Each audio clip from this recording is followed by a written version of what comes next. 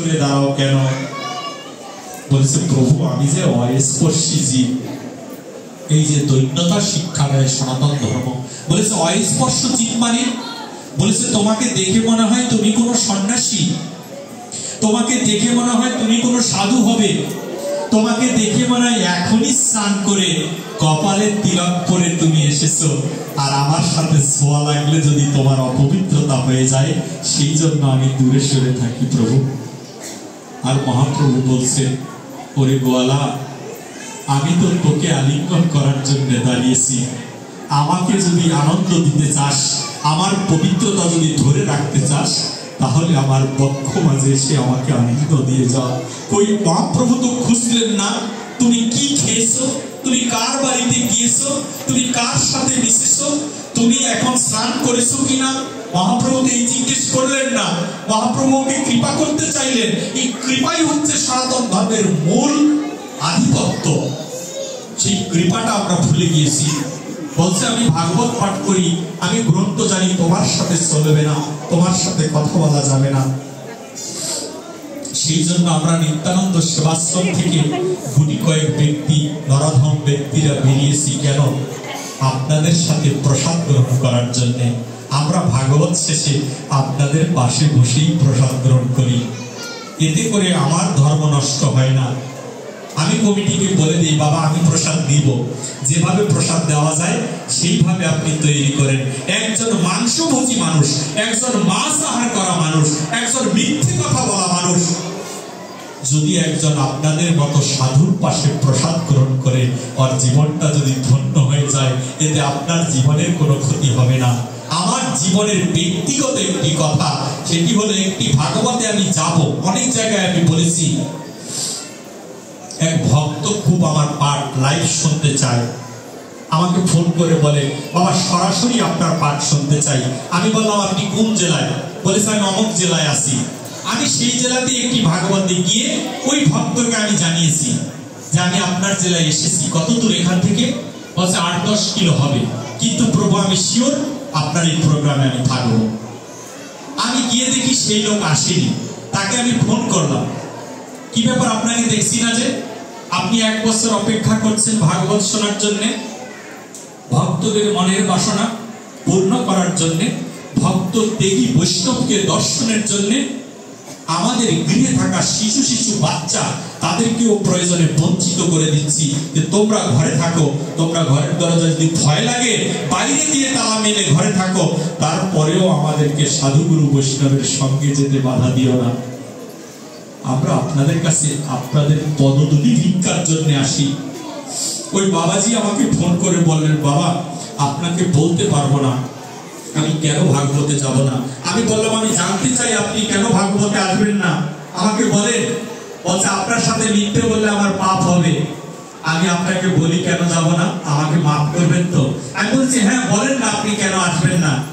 বলেছে আজকে একটি অনুষ্ঠান ছিল, কিন্তু দুর্ভাগ্যবশত আমার ইচ্ছা ছিল না, তবুও সেই অনুষ্ঠানে গিয়ে আমি মাংস ভক্ষণ করেছি। স্বীকার করে নিয়েছে যে অপরাধ করেছে। মহাপ্রভু দুই বাহু তুলে জীবকে কি শিক্ষা দিলেন যে আমি স্বীকার করছি আমি অপরাধী, আমি অন্যায় করেছি, আমি স্বীকার করছি।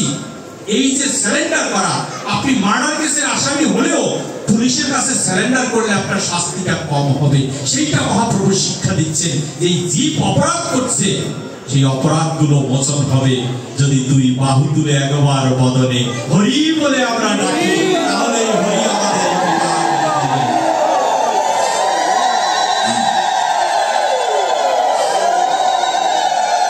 ওই ভক্তকে আমি বললাম যে শাস্ত্র বিধি নিষেধ আমি জানি না, আপনি মাংস ভক্ষণ করেছেন, আপনি খারাপ কাজ করেছেন, স্বীকার করেছেন, আপনি কৃপা করে একটু সাধু সঙ্গে আসেন।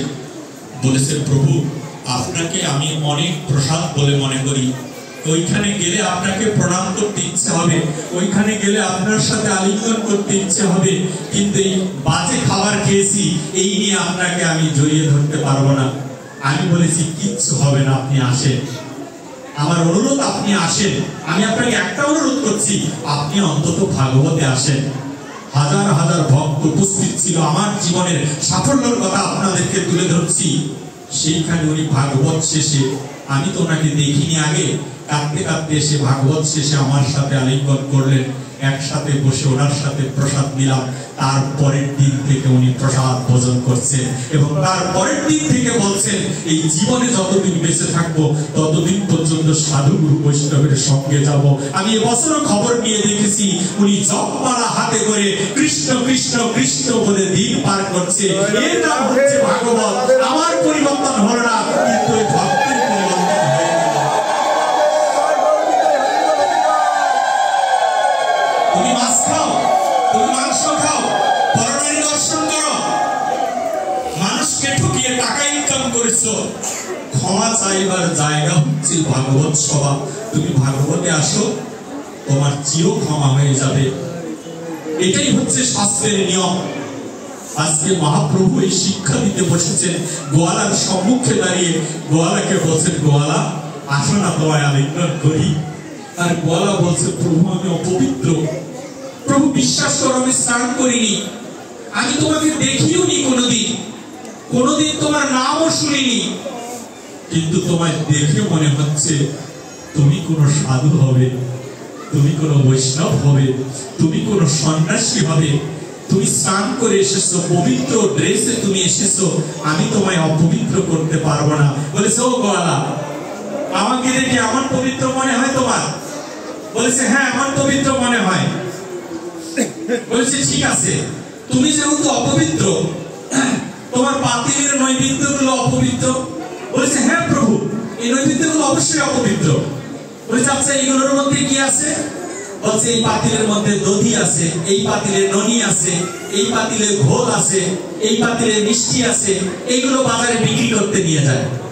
একজন ঘোষ তিনি বাজারে বিক্রি করতে নেয় কিভাবে? আপনারা আমরা তো দেখি, যার থেকে মিষ্টি কিনে আনেন আপনি মিষ্টি দোকান থেকে মিষ্টি এনে গোবিন্দ সেবায় দিচ্ছে, ওই মিষ্টি আলো তো দেখি স্নানও করেন, হাতও ধোয়নি, ওই দিয়ে আপনাকে মিষ্টি দিল, সেটা একটু পরে প্রসাদে পরিণত হলো। কেন? বৈষ্ণবের গুণে। কি দিয়ে দিচ্ছে সেটা বিষয় নয়, কোথায় দেওয়া হচ্ছে সেটা হচ্ছে বিষয়। এই ফুলটা জঙ্গলে জন্ম হয়েছে, এই ফুলটা জঙ্গলে জন্ম, নর্দমার মধ্যে জন্ম, মানুষের মলমূত্রের মধ্যে গাছটা জন্ম, তখন অপবিত্র ছিল, কিন্তু এই ফুলটা যখন বৈষ্ণবের গলায় শোভা পেয়েছে তখন এটি পবিত্র একটি ফুলে পরিণত হয়েছে। এই জন্য এটাকে পবিত্র বলা হয়েছে। মহাপ্রভু বলেন, ঘোল কোন পাতিলে? বলেছে, নিচের এই বড় পাতিলটার মধ্যে ঘোল আছে। বড় পাতিলটা মহাপ্রভু স্বহস্তে ধরে রাস্তার মধ্যে নবদ্বীপে দাঁড়িয়ে দাঁড়িয়ে পুরো পাতিলের ঘোলটা মহাপ্রভু খেয়ে নিল। বলেছে, ও ঘোষ মশাই, এবার বিশ্বাস হয়েছে যে আমি তোমার পাতিলটা ধরেছি, তোমার তৈরি করা খাবার আমি খেয়েছি, কই আমার তো জাত গেল না। তোমার তৈরি করা ঘোল খেলাম, এরপরও কি তোমার বিশ্বাস নেই? বলেছে, না আমি তোমাকে বিশ্বাস করেছি তো। বলেছে, তুমি আমায় যদি বিশ্বাস করো তাহলে আমার সাথে আলিঙ্গন করছো না কেন? ভগবানের চেয়ে কি আমি পবিত্র? ভগবান বলছে একটা অপবিত্রকে বলছে আমাকে আলিঙ্গন করছো না কেন? আমার সাথে আলিঙ্গন দাও। এ কেন ভগবান পৃথিবীতে কোনোদিন আর আসবে না, এত কৃপা কেউ করবে না।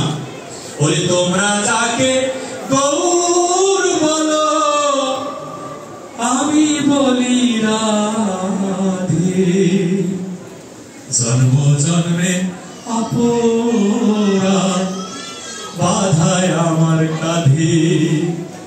যাকে গৌর বলি সে তো গৌর নয়, সে হচ্ছে বৃন্দাবনেশ্বরী শ্রীমতী রাধারানী। ওই রাধারানী তো মহাপ্রভু হলেন নবদ্বীপে এসে বহিরঙ্গে শ্রীরাধিকা, ভিতরে কালো কৃষ্ণ, দুটি দেহ নবদ্বীপে এসে একত্রিত হয়েছে। এটাকে ভগবান ভাবার কোনো কারণ নেই। এটা হচ্ছে শ্রীমতী রাই কিশোরী, যিনি জীবনকে বাজি রেখেছেন, তার ঐতিহ্যকে বাজি রেখেছেন, বিশ্বভানু রাজার রাজত্বকে বাজি রেখেছেন, কৃষ্ণ চরণে দান করবেন বলে। এই বৃন্দাবনেশ্বরী তো জানে কি করে দান করতে হয়, আর কেউ জানে না। মহাপ্রভু যখন ঘোরটা খেয়ে নিল, মহাপ্রভুকে বললেন, তুমি করি দিবে না? আমার ঘোলগুলো খেয়ে নিলে তুমি 60-এর কাস্টমার, 60 করেছি তোমাকে দিয়ে। ও সন্ন্যাসী, আমার ঘোলের করিটা দাও, যেখানে 1 টাকা দাম সেখানে 8 আনা দাও। না হলে আমি আমার সংসার কি করে চালাবো। মহাপ্রভুর কাছে টাকা চাইছে, আর মহাপ্রভু বললেন আজকে টাকা দিতে পারবো না রে, আমার কাছে করি নেই, আমি সন্ন্যাসী দেই, মাকে মা বলি না, পরের মাকে মা বলি, ভালো বিছানায় ঘুমাই না, খালি বিছানায় ঘুমিয়ে আসি, ভালো ড্রেস পরি না, বাজে ড্রেস পরে আসি, ছিন্ন বসত করে ঘুরে বেড়াই, আমার কাছে করি নেই। তবে ঘোষ তোকে কথা দিয়ে গেলাম, তোর শেষের দিনে আমার সাথে দেখা হবে, সেই দিন তোর এই করি আমি পরিশোধ করে দিব। মহাপ্রভু বলে চলে গেলেন, কিন্তু ঘোষ বুঝতে পারলেন না কার সাথে দেখা হয়েছে। দাঁড়িয়ে দাঁড়িয়ে ঘোষ কাঁদছেন আর বলছেন যে করিটা মার গেল, আজকে 60 কাস্টমারই টাকা দিল না, আজকে না জানি ব্যবসার কি অবস্থা হয়। কিছু সময় পরে দেখছে ওই ছোট হরিদাসের একটা গরু সাধু আসছে, বলছে কি গো গোয়ালা, তুমি এখানে দাঁড়িয়ে দাঁড়িয়ে কি করছো, কাঁদছো কেন? বলছে কাঁদছি কেন, তোমাদের একটু আগে একজন সাধু গিয়েছে এখান দিয়ে, সেই সাধু আমার থেকে ভোল খেয়েছে, বাকিতে টাকা দেয় নাই। বলেছে সাধু দেখতে কেমন? গোয়ালা বিবরণ দিচ্ছে, সুন্দর কপালে সুন্দর তিলক, সুন্দর নামাবলী গায়, দুই বাহু তুলে জীবের দাঁড়ে দাঁড়ে হরির নাম বিলায়। এইরকম তাকে দেখতে তৎক্ষণাৎ চরণের মধ্যে ছোট হরিদাস পড়ে ওই ঘোষের চরণে কাঁদে। ছোট হরিদাস বলছে, ওরে গোয়ালা, তুই তো সুকৃতিবান জীব রে গোয়ালা, তুই কাকে ঘোল পান করিয়েছিস জানিস? বলেছে আমার জানা দরকার নেই, আমার করি তো আমি খুঁজে পেলাম না, আমি কাকে পান করিয়েছি সেইটা দেখে আমার কোনো লাভ নেই। এই বলে ভারবাসটাকে ধরে কাঁধে নিচ্ছেন। ভারবাসটা যখন কাঁধে নিচ্ছেন তখন দেখে আর উঠাতে পারছেন না, একটা সাইড ধরে টেনে উঠাতে পারছেন না। সাধুকে বলছেন এই দিকের ঘোলগুলো তো সব খেয়ে ফেলেছে, পাতিলটা তো ওয়েট কেন? পাতিলটাকে যখন টান দিলেন উঠাতে পারলেন না, সাধুরা সকলে মিলে টানছেন, তারপরও পাতিলটাকে উঁচা করা গেল না। পাতিলের মুখটা খুলতেই দেখেন হীরে জহরত আর স্বর্ণের কোনো অভাব নেই, পাতিল তো ভরে রয়েছে। দেখো মাত্রই গোয়ালা ওই মাটিতে গড়াগড়ি দিয়ে কাঁদছেন, বলেছে প্রভু তুমি এসেছিলে কিন্তু তোমায় চিনতে পারিনি, আরেকবার আমাকে কৃপা করো, এইবার আর মিস হবে না। বৈষ্ণব চিনতে বড় ভুল করে ফেলেছি, নাটক ফাটক দেখে যাকে তাকে বৈষ্ণব বলে কেঁদে বেড়াচ্ছি। যার মুখে ভাই হরি কথা নাই, তার মুখে কাছে তুমি যেও না, যার মুখ দেখে ভুলে যাবে হরি, তার মুখ পানে যেও না। যার মুখে হরি কথা নাই তার কাছেই যাওয়া নিষেধ, আর যার তার সাথে সঙ্গ করে আমরা ধ্বংস হয়ে যাচ্ছি। ছোট হরিদাস কেঁদে কেঁদে গোয়ালাকে ধরে আলিঙ্গন করে বলছে, ওরে গোয়ালা, ওই সাধু যাবার সময় কি বলেছিল? বলেছে শেষের দিনে তোর এই করি আমি শোধ করে দিব। তখন গোয়ালাকে বলেছিল শেষের দিন মানে কখনো বুঝে নিয়েছো? বলেছে আমি বুঝতে পারিনি, কারণ আমি তো সাধু সঙ্গ করি না, সেজন্য আমি বুঝতে পারি নাই। বলেছে শেষের দিন মানে যেই দিন তোমার দক্ষিণ স্তম্ভ থেকে 5টা বায়ু রূপে প্রাণ ও পাখি বেরিয়ে যাবে, প্রাণ অপান ব্যান উদান সমান, এই 5টা বায়ু রূপে বিরাজ করছেন দক্ষিণ স্তম্ভে। এই প্রাণ ও পাখিটা যেদিন বেরিয়ে যাবে, এই জগতে ঘুরতে ঘুরতে আত্মা নামক এই পাখিটা যেই দিন ভব নদীর পার ঘাটায় গিয়ে দাঁড়াবে, সেই দিন আর কেউ না হলেও ওই রাধারানী নামক চৈতন্য মহাপ্রভু ভব নদীর পার ঘাটাতে দাঁড়িয়ে বলবে, একবার আমার নৌকায় ওঠ, আমি তোকে ভব নদী পার করে দিয়ে যাচ্ছি।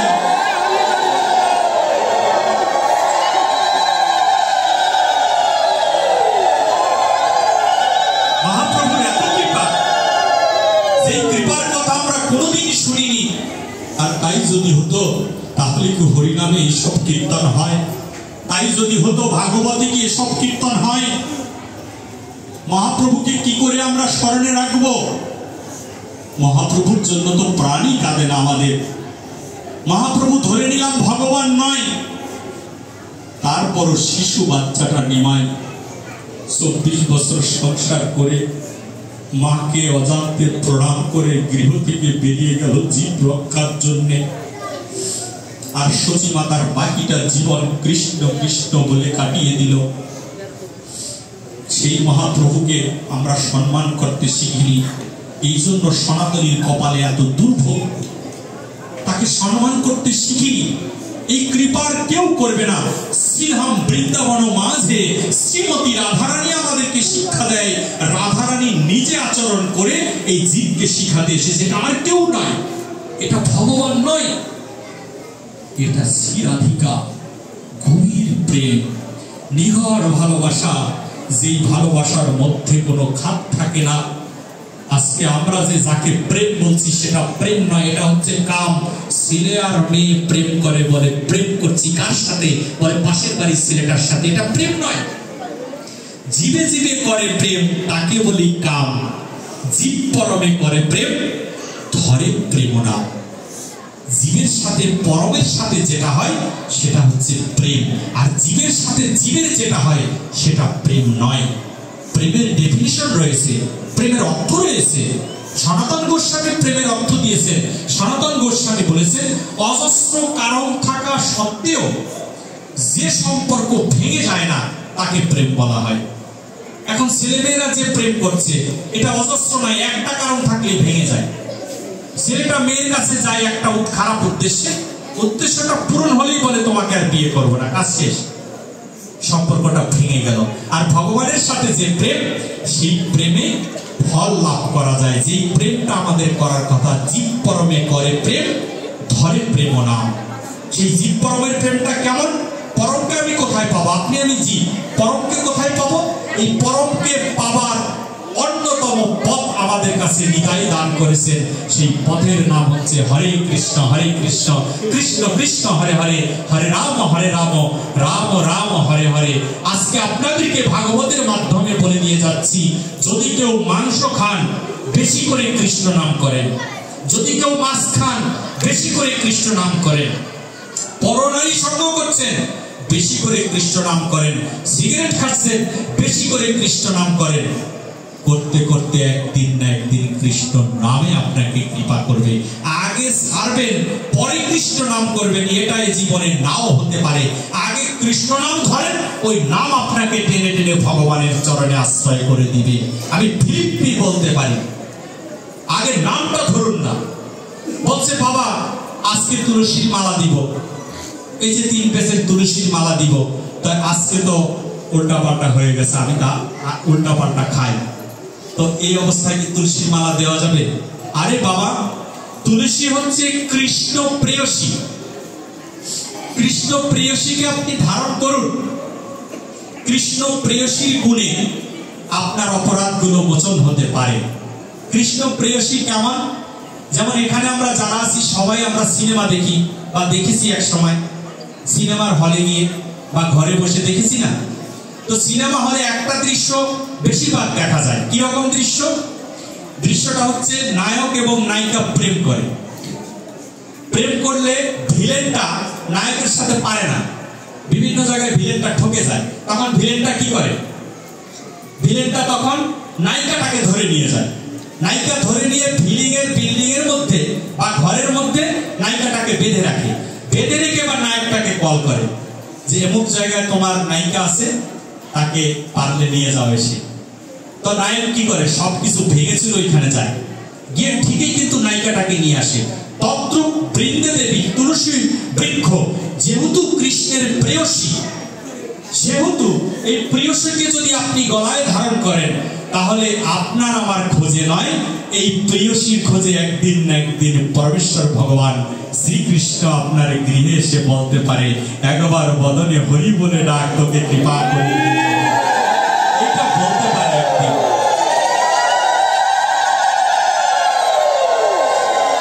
এখন মালা ধরার মতো দিন, বলছে মালা দিব তার দিন আছে, বলছে কি একাদশী থাকবো, এটা ভূমি একাদশী থেকে থাকতে হয়। ভূমি একাদশী আরো 6 মাস পরে, তাহলে এই 6 মাসের 12টা একাদশী আপনার কপালে জুটলো না।